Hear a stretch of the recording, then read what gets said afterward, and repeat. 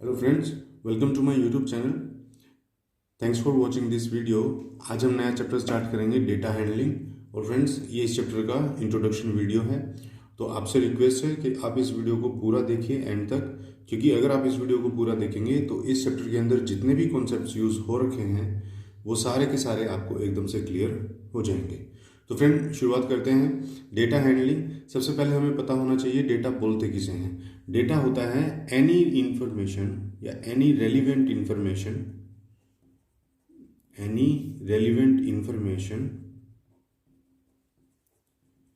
which gives some result,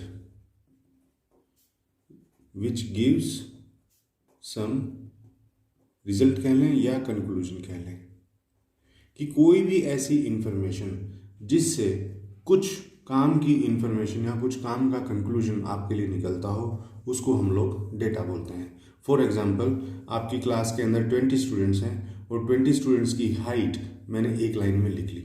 एक student की है 151, 152, 153, 154, इस तरह से 170, 173, जो भी उनकी हाइट है। तो मान लीजिए 20 स्टूडेंट्स की मैंने एक साथ यहाँ पर लिख ली। तो अब उन 20 स्टूडेंट्स की हाइट्स में से मैं कोई भी इंफॉर्मेशन निकाल सकता हूँ। फॉर एग्जांपल, जैसे मैं ये पता लगा सकता हूँ कि सबसे ज़्यादा लंबा बच्चा इस क्लास में कौन सा है, तो जिसकी रीडिंग सबसे ज़्यादा हाई होगी वो सबसे लंबा होगा। ऐसे ही मैं सबसे शॉर्टेस्ट का निकाल सकता हूँ। तो इस तरह की इंफॉर्मेशन जो आपके किसी न किसी कंक्लूजन में हेल्प करती हो, ऐसी इंफॉर्मेशन को हम लोग डेटा बोलते हैं। उसके बाद होता है ऑर्गेनाइजिंग डेटा। ऑर्गेनाइजिंग डेटा का मतलब ये होता है कि मान लीजिए 150 स्टूडेंट्स हैं, है ना। मान लीजिए 150 स्टूडेंट्स हैं 7th क्लास में, उन सबकी हाइट हमने लिख ली। अब सबकी हाइट को इतने लाइंस में हम कैसे ढूंढते फिरेंगे, तो उस डेटा को आप ऑर्गेनाइज कर सकते हो, बाइफरकेट कर सकते हो, क्लासीफाई कर सकते हो। कैसे? वो तरीके हैं हमारे पास ये। One is pictograph, second is frequency table, next है बार ग्राफ, उसके बाद है डबल बार ग्राफ, उसके बाद है हिस्टोग्राम, और उसके बाद आता है पाई चार्ट। तो एक एक करके मैं आपको सारा बताऊंगा कि इनका क्या क्या रोल है और इनको किस किस तरह से हम लोग बनाते हैं। सबसे पहले आता है हमारा पिक्टोग्राफ। पिक्टोग्राफ क्या होता है?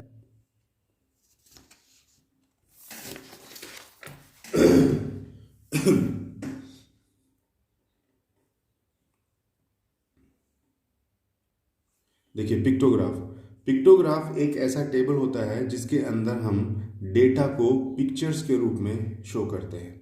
For example, show the following data through a pictograph. City A has 8000 trees.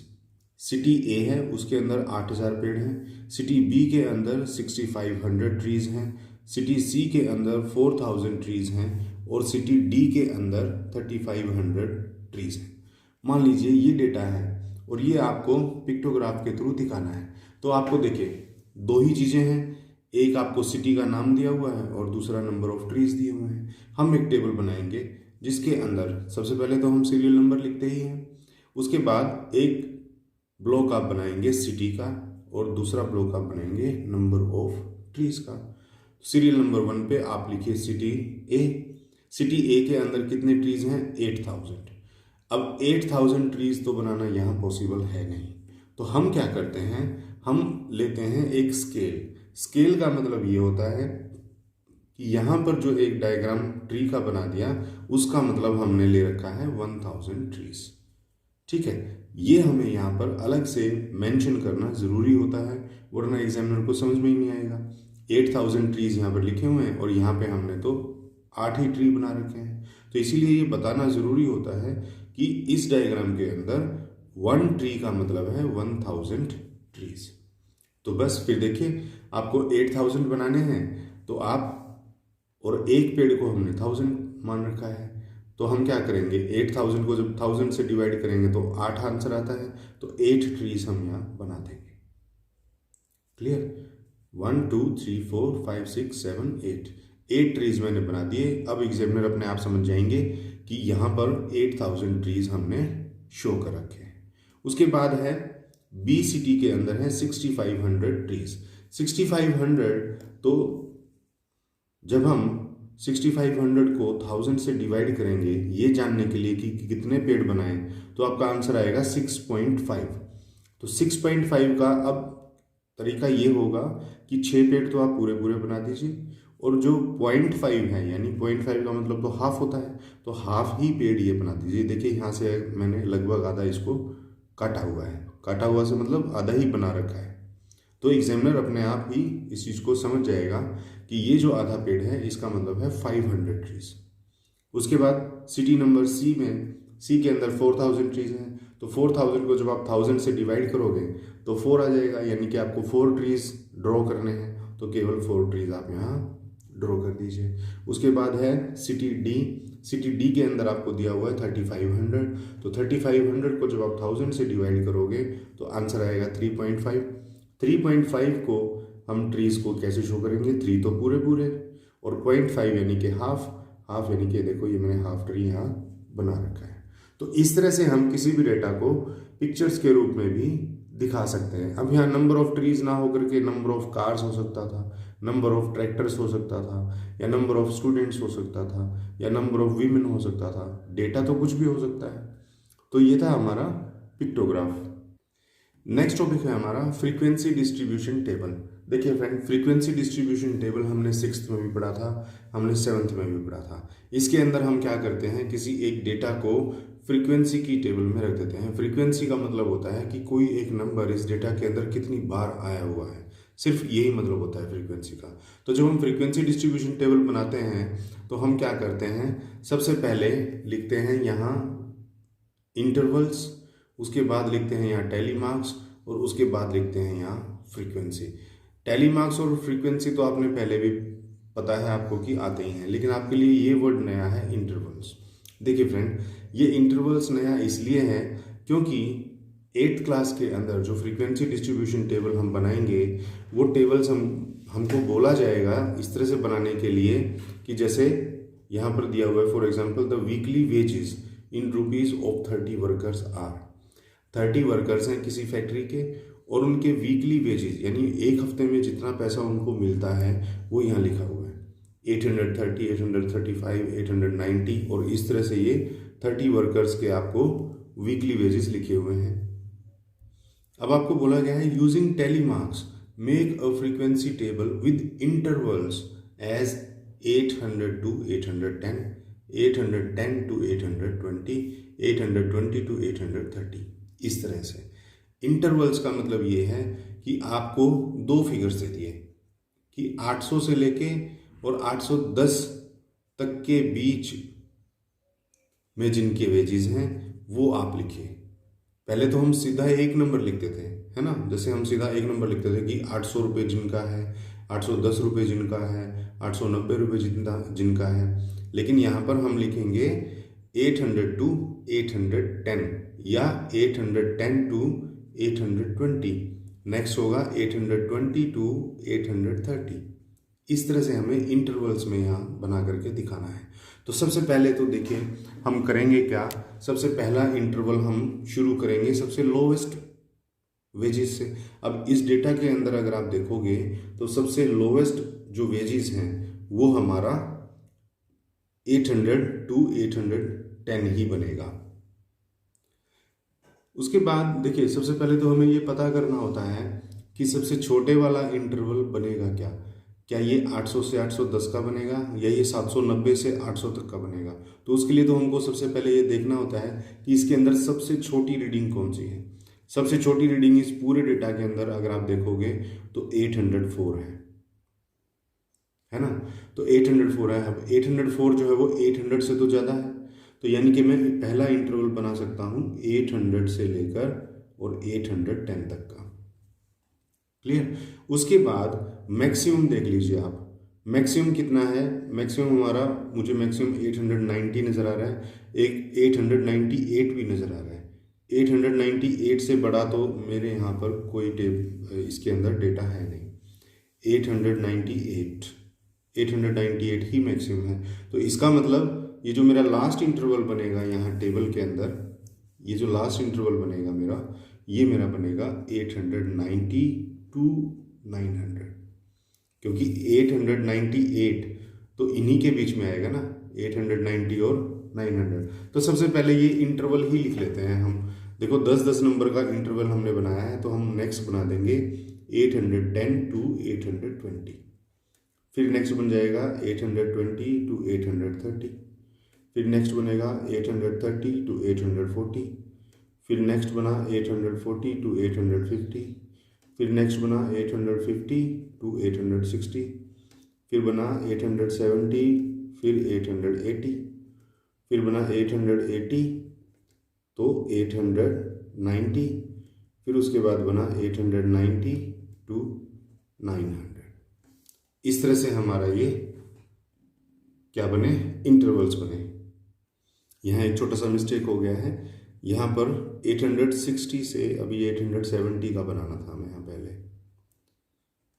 तो यहाँ पर अब बनेगा 870 से 880, और यहाँ बनेगा 880 से 890,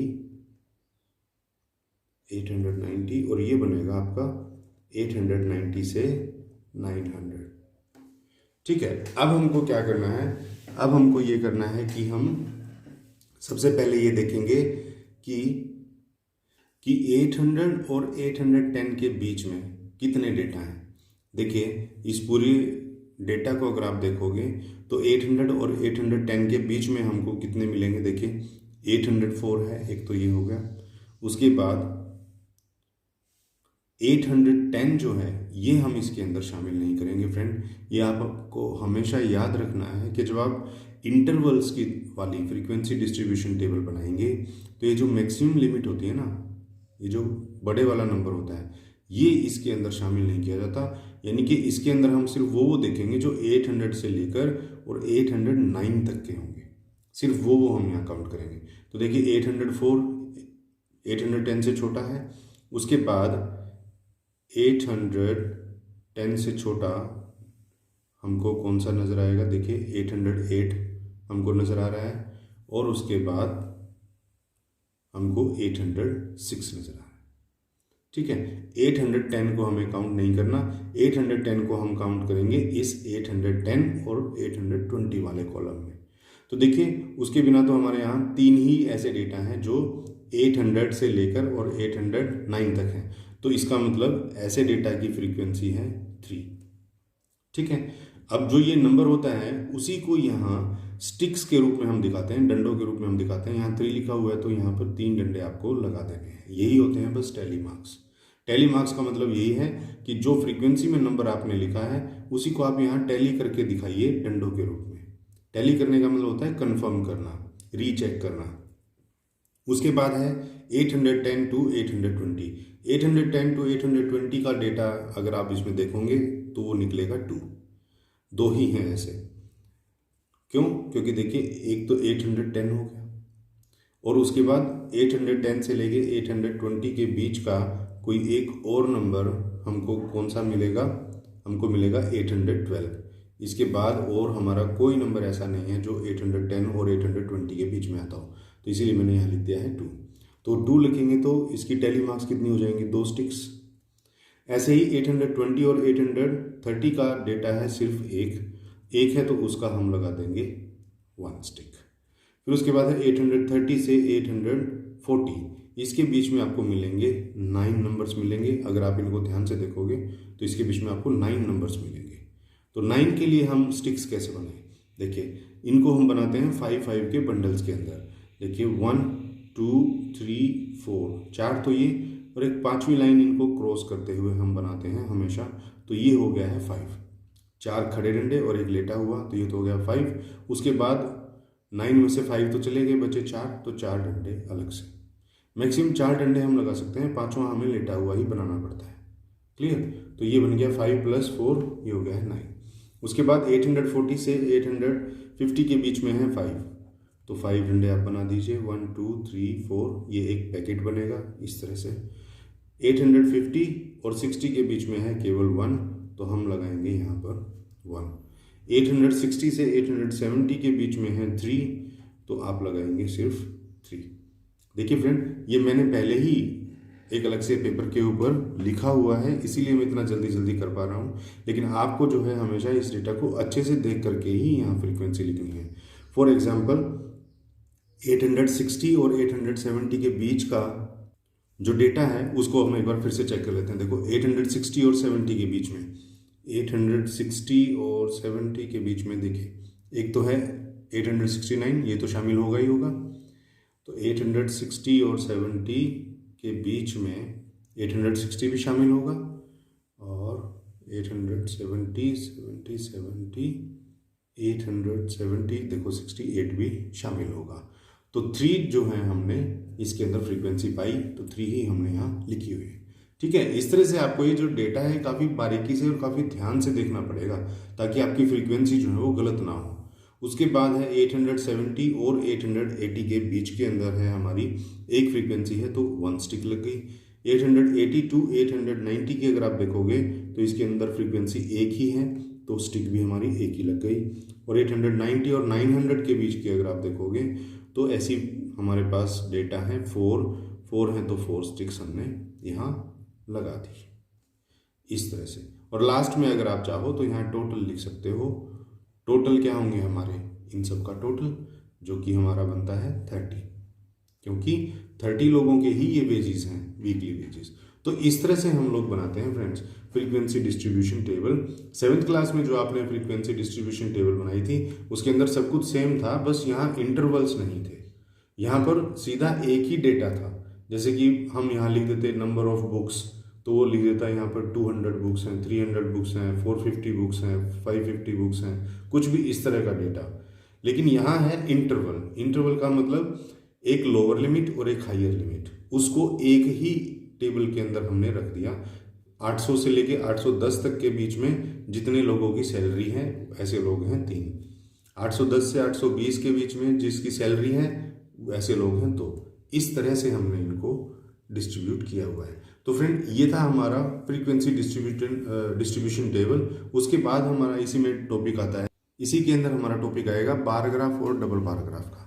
देखिए फ्रेंड, बार ग्राफ आपने 7th क्लास में भी पढ़े थे, डबल बार ग्राफ्स भी आपने 7th क्लास के अंदर पढ़े हुए हैं। लेकिन मैं आपको फिर से एक बार बता देता हूँ कि एक एग्जाम्पल के थ्रू इसको समझेंगे। देखिए, from Monday to Sunday boys and girls watched television for number of hours is shown in table. कि एक हफ्ते के अंदर कितने दिन होते हैं? 7 डेज होते हैं। देखिए यहाँ लिखा हुआ है Monday, Tuesday, Wednesday, Thursday, Friday, Saturday, Sunday. और बॉयज लिखे हुए हैं एक कॉलम के अंदर, एक रो के अंदर, और एक लिखे हुए हैं गर्ल्स। बॉयज ने इतने इतने घंटे टीवी देखा और गर्ल्स ने इतने इतने घंटे टीवी देखा। अब ये बोलते हैं कि आप इनको बार ग्राफ के रूप में दर्शाइए। देखिए फ्रेंड, बार ग्राफ और डबल बार ग्राफ के अंदर क्या फ़र्क है ये आपको ऑलरेडी पता होगा, लेकिन मैं यहाँ इस वीडियो में आपको फिर से बताऊंगा। जब हम किन्हीं 2 अलग अलग तरह के डेटा को एक ही ग्राफ में बनाने की कोशिश करते हैं तो उसको हम लोग बोलते हैं डबल बार ग्राफ। और जब एक ही डेटा को हम लोग बार ग्राफ में बनाते हैं तो उसको बोलते हैं बार ग्राफ। अगर मान लीजिए यहाँ गर्ल्स का नहीं होता और केवल बॉयज़ का होता तो हम क्या करते, एक्स एक्सिस पे हम ये डेज ले लेते और वाई एक्सिस पर नंबर ऑफ बॉयज़ ले लेते। ठीक है, लेकिन यहाँ पर अभी बॉयज़ भी हैं और गर्ल्स भी हैं, तो हम क्या करेंगे, बनेगा हमारा उसी तरीके से। देखिए मान लीजिए मैं इसको यहाँ से शुरू करता हूँ। ये एक एक्स एक्सिस है, एक्स एक्सिस के ऊपर मैंने एक लाइन ड्रॉ कर ली है। एक्स एक्सिस के ऊपर फ्रेंड हम हमेशा वो वाला डेटा लेते हैं जो फिक्स होता है, जो बदलता नहीं है। फॉर एग्जाम्पल यहाँ पर नंबर ऑफ आवर्स हैं, नंबर ऑफ आवर्स तो चेंज हो सकते हैं लेकिन डेज के नेम तो चेंज नहीं हो सकते, तो हम डेज के नेम लेंगे यहाँ पर। क्लियर? अभी मान लीजिए मैं इसको थोड़ा सा और एक्सटेंड कर देता हूँ। अब मुझे क्या करना है, वाई एक्सिस के ऊपर भी ये लाइन ड्रॉ करनी है। तो ये मैंने वाई एक्सिस पर लाइन ड्रॉ कर दी है इस तरह से। अब मुझे क्या करना है, ये जो एक्स एक्सिस है, एक्स एक्सिस के ऊपर तो मुझे डेज दिखाने होते हैं, मंडे, ट्यूसडे, और फिर ये जो वाई एक्सिस है इसके ऊपर मुझे नंबर्स दिखाने हैं, चाहे वो बॉयज़ के हों या गर्ल्स के हों। देखिए मिनिमम नंबर ऑफ आवर्स कितना है, मान लीजिए मैं 0 से शुरू करता हूँ।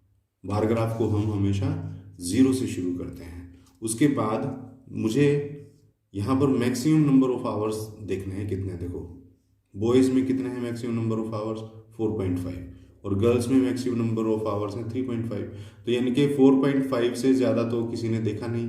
तो मैं क्या करूँगा, ये है मिनिमम, यानी कि 0 मिनट अगर किसी ने देखा है, उसके बाद है ये 1 आवर।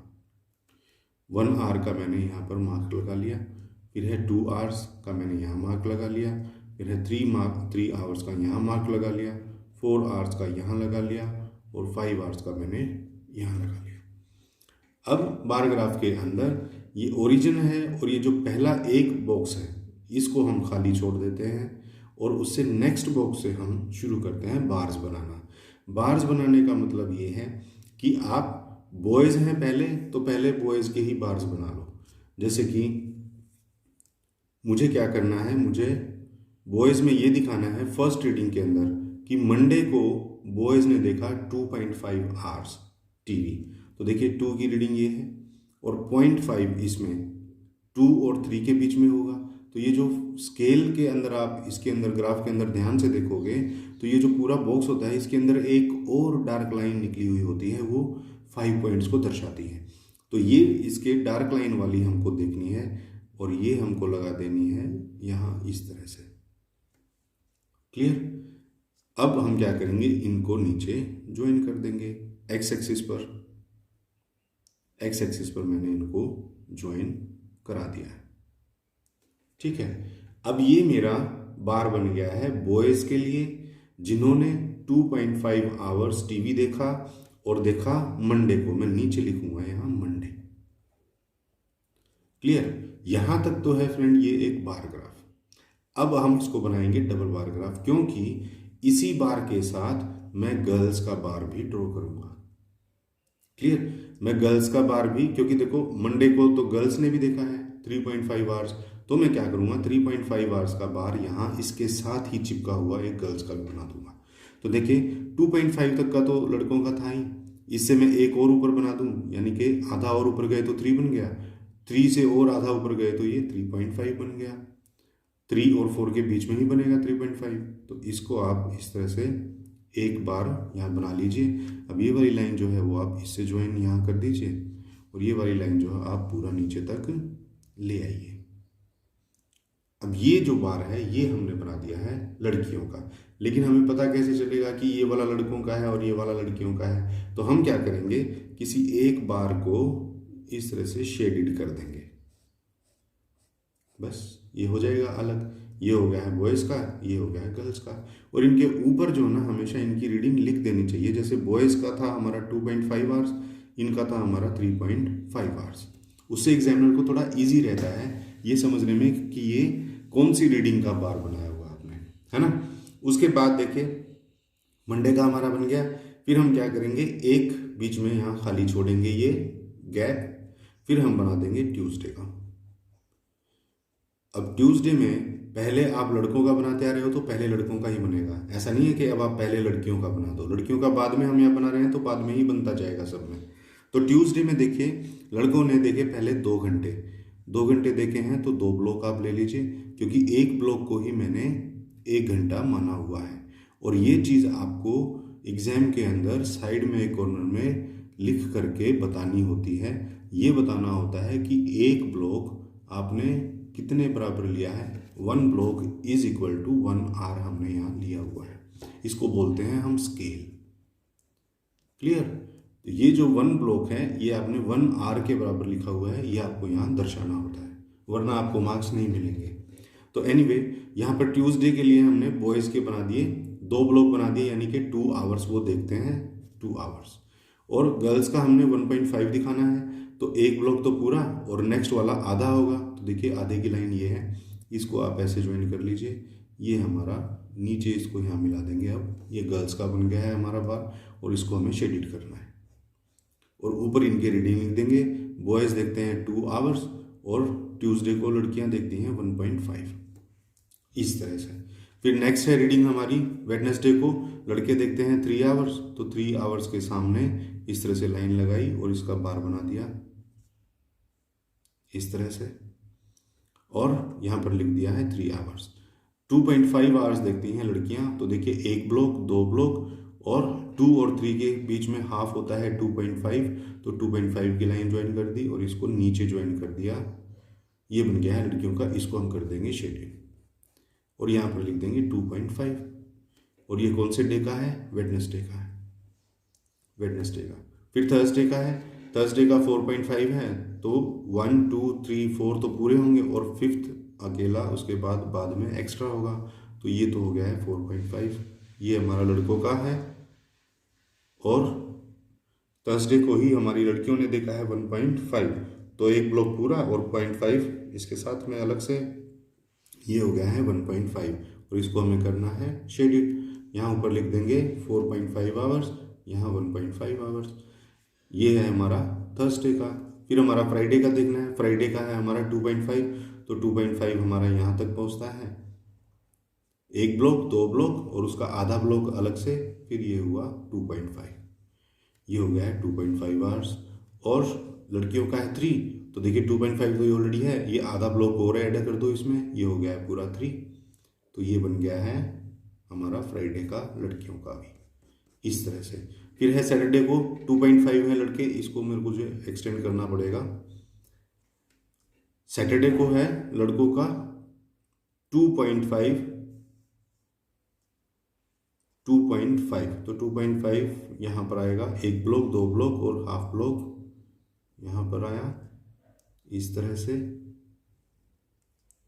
और लड़कियों का है फिर 3.5, तो 2.5 तो है ये, इसमें 0.5 और ऐड किया तो बन गया 3, और 3 में 0.5 और ऐड किया तो ये बन गया 3.5, ये इस तरह से। और ये बन गया हमारा लड़कियों का। ये मैं हाथ से बना रहा हूँ फ्रेंड, आपको हाथ से कभी नहीं बनाना है, ये जो है आपको स्केल से और पेंसिल से बनाना है हमेशा, और बहुत ही नीट एंड क्लीन बनाना होगा, तभी आपको मार्क्स मिलेंगे। क्योंकि ग्राफ के अंदर सिर्फ नीटलीनेस और क्लीनलीनेस के ही मार्क्स ज़्यादा होते हैं। गर्ल्स वाले को हमने शेडेड कर दिया है। देखिए ये था थर्सडे, ये था फ्राइडे और ये बन गया हमारा सैटरडे। इसी तरह से हम साथ में संडे का ही बना देंगे, यहाँ जगह नहीं है इसलिए मैं नहीं बना पा रहा हूँ। तो ये होता है हमारा डबल बार ग्राफ, कि एक ही ग्राफ के अंदर आप दो चीज़ों का जो है वो डेटा यहाँ शो कर दें। देखो दो चीज़ें यहाँ क्या हैं, बॉयज़ हैं और गर्ल्स हैं, बॉयज़ का भी शो कर दिया, गर्ल्स का भी शो कर दिया। उससे क्या होता है, इसका पर्पज़ क्या होता है, इससे हम कंपेयर कर पाते हैं, दो डेटा को ग्राफ के थ्रू कंपेयर कर पाते हैं कि मंडे को ज़्यादा नंबर ऑफ आवर्स तक टीवी किसने देखा, तो गर्ल्स का बार बड़ा है तो इसका मतलब गर्ल्स ने ज़्यादा देखा। ट्यूसडे को बॉयज़ ने ज़्यादा देखा या गर्ल्स ने ज़्यादा देखा, बॉयज़ ने ज़्यादा देखा क्योंकि इनका बार बड़ा है। तो इस तरह से हमारा ये होता है बार ग्राफ या डबल बार ग्राफ। इसी चैप्टर में हमारा टॉपिक आएगा एक हिस्टोग्राम का। हिस्टोग्राम भी आपने 7th क्लास में पहले पढ़ा हुआ है। देखिए हिस्टोग्राम भी बिल्कुल बार ग्राफ के जैसा ही होता है, लेकिन उसके अंदर फ़र्क सिर्फ इतना होता है कि बार ग्राफ को हम जीरो ओरिजिन से शुरू करते हैं, जीरो से हम एक्स एक्सिस ले जाते हैं, जीरो से ही वाई एक्सिस ले जाते हैं। यहाँ पर एक्स एक्सिस और वाई एक्सिस तो जाती हैं, लेकिन वो डेटा जीरो से शुरू नहीं होता, वो बीच में से कहीं से लिया हुआ होता है डेटा। फॉर एग्जाम्पल अभी हम आप इस डेटा को देखिए, show the following data through an histogram. Histogram के जरिए इस डेटा को दिखाइए। देखिए पहले बॉक्स के अंदर दे रखा है हाइट इन सेंटीमीटर, ये कुछ स्टूडेंट्स हैं, उनकी हाइट्स आपको दे रखी है, और फिर नीचे दे रखे हैं नंबर ऑफ स्टूडेंट्स। और यहाँ पर एक सिंगल डेटा ना दे करके हमको इंटरवल ऑफ डेटा दे रखा है, जैसे कि 150 से लेकर 155 तक के बीच में जो हाइट है ऐसे बच्चे हैं 5, है ना। और बार ग्राफ में हमेशा क्या होता है, बार ग्राफ में हमेशा फिक्स वैल्यू होती है। जैसे यहाँ पर ये इंटरवल ना दे करके लिखा हुआ होगा 150 सेंटीमीटर, कि 150 सेंटीमीटर है 5 बच्चों की, 157 सेंटीमीटर है 7 बच्चों की, इस तरह से। और यहाँ पर है हमको दे रखा है इंटरवल कि 150 से 155, यानी कि इनके बीच में कई स्टूडेंट्स हो सकते हैं, जैसे कि बता रखा है कि 5 स्टूडेंट्स हैं। तो ये डेटा हमको जब दिखाना होता है तो वो हम हिस्टोग्राम के थ्रू दिखाते हैं, और तरीका इसका लगभग बार ग्राफ जैसा ही होता है। देखिए इसके अंदर हमें करना ये होगा, एक्स एक्सिस और वाई एक्सिस हम लोग ड्रॉ करेंगे, और वो हम ड्रॉ करेंगे,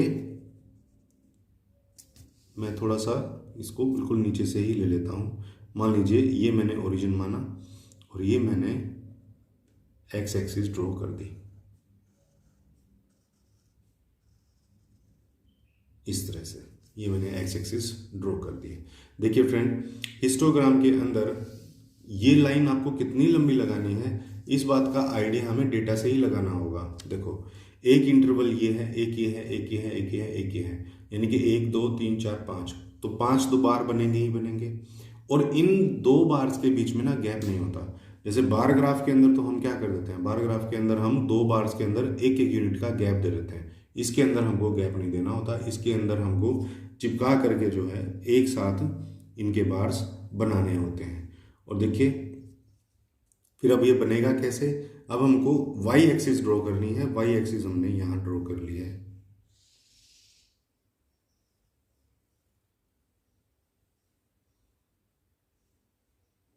यहीं इसके ओरिजिन पॉइंट के ऊपर हमने वाई एक्सिस ड्रॉ कर ली है। अब वाई एक्सिस के अंदर हमें ये कितने बॉक्स तक ऊपर लेंथ लेकर के जानी है, वो डिपेंड करता है कि हमारा डेटा क्या कहता है। देखो, एक बॉक्स को अगर मैं एक स्टूडेंट मानूंगा तो मैक्सिमम स्टूडेंट यहाँ पे देखो 13 है, तो 13 बॉक्स आपको चाहिए होंगे।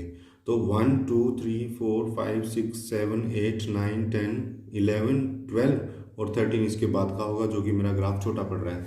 तो मैं क्या कर लूँगा, मैं हाफ जो बॉक्स है उसको एक स्टूडेंट मान लेता हूँ। और ये जो स्केल आपको है यहाँ पर आपको नीचे दिखाना पड़ेगा, साइड में किसी कॉर्नर में हाफ बॉक्स आप बनाइए। Half box is equal to 1 student, या पूरा बॉक्स अगर आप बना रहे हैं तो फिर पूरा box is equal to 2 student आपको दिखाना पड़ेगा। उसके बाद देखिए, अब हम इस डेटा को शो करना शुरू करते हैं इस हिस्टोग्राम के ऊपर। देखिए, सबसे पहले हमें 152 155 जब हम बनाते हैं, पहला बार जो बनाएंगे हमें एक ये जो यूनिट होती है इसका गैप छोड़ना होता है। हम एक के बाद शुरू करेंगे और इससे पहले हम एक ये जेड के जैसी एक शेप यहाँ बनाते हैं। ये जो जिगजैग शेप है, इसका मतलब ये होता है फ्रेंड कि ये जो डेटा है ये हमारा बिल्कुल शुरुआत से नहीं है, बीच में से कहीं ये डेटा लिया हुआ है और ये कंटिन्यूएशन का साइन होता है। ठीक है, तो अब देखिए कैसे कंटिन्यूएशन का साइन है। देखो, पहला डेटा आपका है 152 155। अब इससे पहले 145 से 150 तक का भी रहा होगा किसी का हाइट, लेकिन वो हमने यहाँ देखा नहीं, हमें यहाँ दिखाया नहीं हुआ, तो इसीलिए हम लगाते हैं यहाँ कि इससे पहले भी कोई डेटा होगा। तो हमें करना है 150 से 155। तो ये जो पहला जो ब्लॉक है आपका, इसको आप मान करके चलोगे 150 से 155 तक का। क्लियर। और आप यहाँ नंबर ऑफ स्टूडेंट्स ड्रॉ कर लीजिए। देखिए, आधा यूनिट आपने एक स्टूडेंट के लिए माना है, तो आप आधे के सामने 1, फिर अगले आधे के सामने 2, फिर अगले आधे के सामने 3, फिर अगले आधे के सामने 4। इस तरह से आधे आधे ब्लॉक के सामने आप नंबर ऑफ स्टूडेंट्स एक एक करके बढ़ाते जाइए।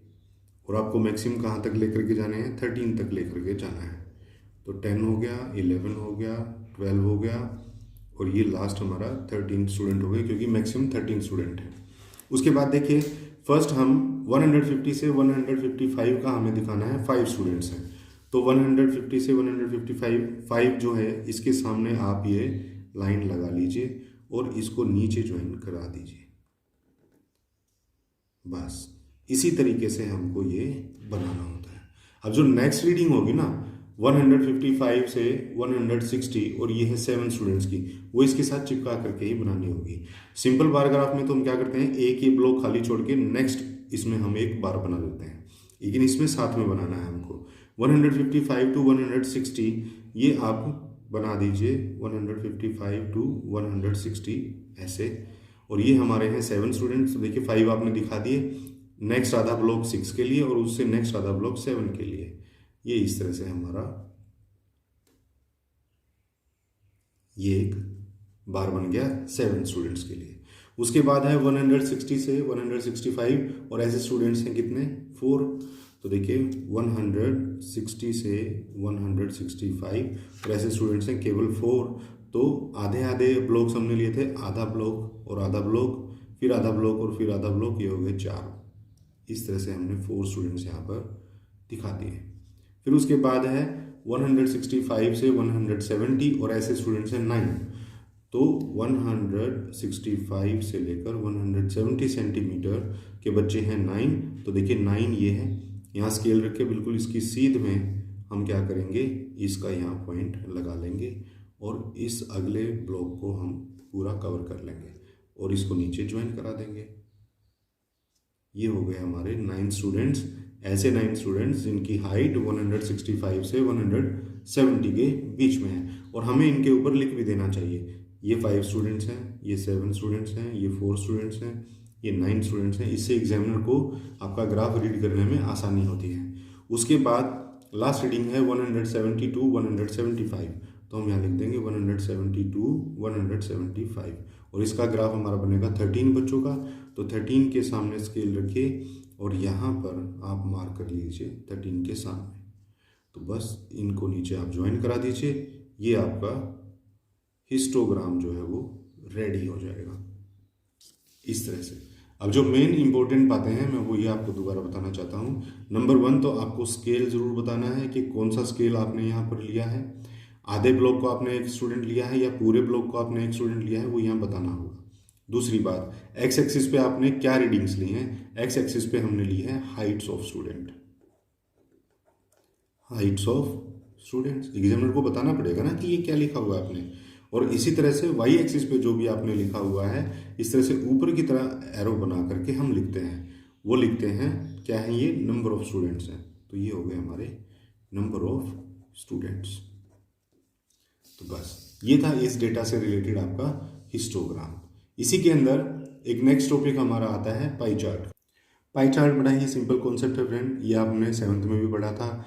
पाई चार्ट का मतलब होता है कि किसी भी डेटा को एक पाई के रूप में दिखाना। पाई का मतलब होता है पूरा एक सर्कल और उसका एक छोटा सा पीस।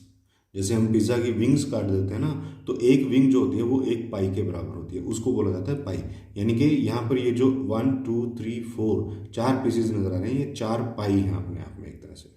अब इन पाई के रूप में आपको डेटा अगर दिखाना हो तो हम कैसे दिखाते हैं, देखिए एक एग्जाम्पल के थ्रू इसको समझेंगे।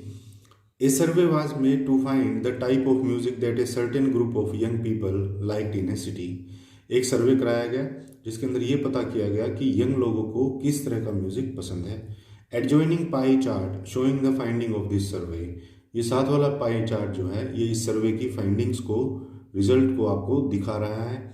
इसके बेसिस पर आपको आंसर करने हैं ये वाले क्वेश्चंस। फर्स्ट क्वेश्चन क्या है, if 20 people liked classical music how many young people were served. देखिए इस पाई चार्ट को समझिए पहले। इसके अंदर हमको दे रखा है 40% जो यंग लोग हैं वो करते हैं लाइट म्यूजिक को पसंद, 30% जो है वो फोक म्यूजिक को पसंद करते हैं, 10% जो है वो क्लासिकल म्यूजिक को पसंद करते हैं और 20% जो है वो सेमी क्लासिकल म्यूजिक को पसंद करते हैं। क्लियर। अब यानी कि 20% किसका, टोटल उन बच्चों का जितने बच्चों का सर्वे किया गया था। मान लीजिए 1000 बच्चों का सर्वे किया गया था, तो 1000 का 20% यानी कि 200 बच्चे सेमी क्लासिकल म्यूजिक को पसंद करते हैं। तो अब देखिए क्वेश्चन को थोड़ा उल्टे रूप से इसने पूछा हुआ है। If 20 people liked classical music, classical music का परसेंटेज कितना है, देखिए 10% है। अगर ये कह रहा है कि 20 बच्चे क्लासिकल म्यूजिक पसंद करते हों तो टोटल कितने बच्चों का सर्वे किया गया, और यहाँ पर दे रखा है परसेंटेज में। तो मैं क्या करूँगा, इन 20 पीपल को परसेंटेज के इक्वल रख दूंगा। कैसे करूँगा, देखिए मान लीजिए मुझसे पूछा गया है कि total how many people were served, total कितने लोगों का सर्वे किया गया, मैं उसको x मान लेता हूँ, है ना। तो क्या करेंगे, 10% of x is equal to 20 people लिख दूंगा, है ना। इसने बोला है कि 20 लोगों को क्लासिकल म्यूजिक पसंद है, मुझे परसेंटेज नहीं बताई, मुझे सीधा लोग बता दिए कि 20 लोग हैं ऐसे जो कि 10% हैं उस डेटा का। तो मैंने लिख दिया 10% of total is equal to 20। तो इसको सोल्व कर देंगे। 10% को आप 10/100 लिखते हो, ऑफ की जगह मल्टीप्लाई और x की जगह x is equal to 20। Clear. अब देखिए मैं x को इधर ही रख लूंगा, x की वैल्यू मुझे निकालनी है, 20 यहाँ पहले से था, और ये जो 10/100 है जो यहाँ मल्टीप्लाई हो रहा है इधर आकर के डिवाइड हो जाएगा। तो डिवाइड होने का मतलब जब फ्रैक्शन डिवाइड होती है तो होती वो मल्टीप्लाई है, लेकिन ऊपर जा करके वो इनवर्स हो जाती है, उल्टी हो जाती है दूसरी तरफ जा करके। ये जो 10 यहाँ न्यूमरेटर था इधर डिनोमिनेटर हो जाएगा, और ये जो 100 डिनोमिनेटर था इधर आकर के न्यूमरेटर हो जाएगा। तो देखिए 10 1 जार 10 और 10 2 जार होता है 20। तो x की वैल्यू आपकी आ गई 2 इंटू 100 यानी कि 200। कि टोटल जो बच्चे थे जिनका सर्वे किया गया था वो थे 200, और उनमें से 10% बच्चों को क्लासिकल म्यूजिक पसंद है, जो कि बनते हैं 20 स्टूडेंट्स। 200 का 10% निकालोगे तो 20 ही बनेगा। इस तरह से हमसे ये पाई चार्ट में क्वेश्चन पूछे जा सकते हैं। नेक्स्ट पार्ट है इसी का, देखिए which type of music is liked by the maximum number of people. कि मैक्सिमम जो लोग हैं वो किस तरह का म्यूजिक पसंद करते हैं। तो इसमें तो देखिए हम सिंपल इस पाई चार्ट से ही देख सकते हैं, जिसका परसेंटेज सबसे ज़्यादा होगा वही म्यूज़िक जो है सबसे ज़्यादा पसंद किया जाता है। तो हम यहाँ है 40%, और वो म्यूज़िक है कौन सा, लाइट म्यूज़िक। तो हम लिख देंगे light music is liked by maximum number of people. कि लाइट म्यूजिक जो है वो सबसे ज़्यादा लोगों के द्वारा पसंद किया जाता है। उसके बाद है if a cassette company were to make 1000 CDs। अगर किसी कैसेट कंपनी को 1000 CDs बनानी हो, how many of each type would they make. तो वो हर एक तरह के म्यूजिक के लिए कितनी CDs बनाएंगी। तो इसको हम सिंपल क्या है, परसेंटेज का हमारा सवाल है, तो हम क्या करेंगे, सीधा सबसे पहले एक एक करके लेंगे। सेमी क्लासिकल को हम पहले ले लेते हैं कि सेमी क्लासिकल की कितनी CDs बनानी पड़ेंगी। देखिए 20% है इसका, तो 20% ही बनानी पड़ेंगी। तो हम लिखेंगे 20% को आप 20/100 लिख सकते हो। परसेंटेज का साइन हटाने के लिए फ्रेंड हमें हमेशा 100 से डिवाइड करना होता है। और कितनी CDs हैं, 1000। तो 20% ऑफ 1000, ऑफ के लिए मल्टीप्लाई लगता है, 1000 की जगह 1000 है ना। तो 20% ऑफ 1000 आप देखिए बनाएंगे कितना, कैसे बनेगा, देखिए 2 0 से 2 zeros कट गई। अब ऊपर बचा 20 इंटू 10 यानी कि 200 CDs जो आपकी बनेंगी वो बनेंगी सेमी क्लासिकल की। उसके बाद क्लासिकल है हमारा 10% लोगों को पसंद है। तो देखिए 10% यानी कि 10/100 और मल्टीप्लाई बाय 1000, क्योंकि 1000 CDs टोटल हैं, उसमें से हमें 10% का शेयर निकाल रहे हैं हम। तो देखिए 2 0 से 2 zeros कट गई, 10 इंटू 10 100। तो क्लासिकल की CDs बनेंगी केवल 100। उसके बाद है फोक है हमारा 30%। तो 30% को आप 30/100 लिख सकते हो। 30% ऑफ 1000 यानी मल्टीप्लाई 1000 की जगह 1000। 2 0 से 2 zeros कट गई, 10 इंटू 30 बनता है 300। यानी 300 CDs जो हैं वो हमारी बनेंगी फोक म्यूजिक की। और उसके बाद है लास्ट लाइट म्यूजिक जो कि 40% है। तो हम लिखेंगे लाइट म्यूजिक के लिए 40% यानी 40 डिवाइडेड बाय 100 मल्टीप्लाई बाय 1000। तो 2 0 से 2 zeros कट गई, 40 इंटू 10 होता है हमारा 400। तो 400 CDs जो हैं वो हमारी लाइट म्यूजिक की बनेंगी। इस तरह के क्वेश्चन जो है वो हमसे पाई चार्ट के अंदर पूछे जाएंगे। इसी के अंदर बस एक लास्ट टॉपिक है छोटा सा, और वो है प्रोबेबिलिटी का।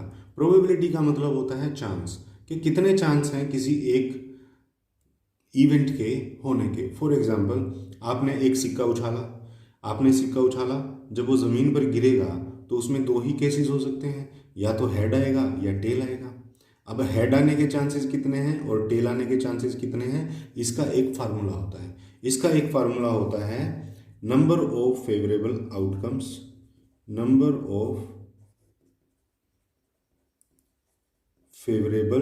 Outcomes divided by total number of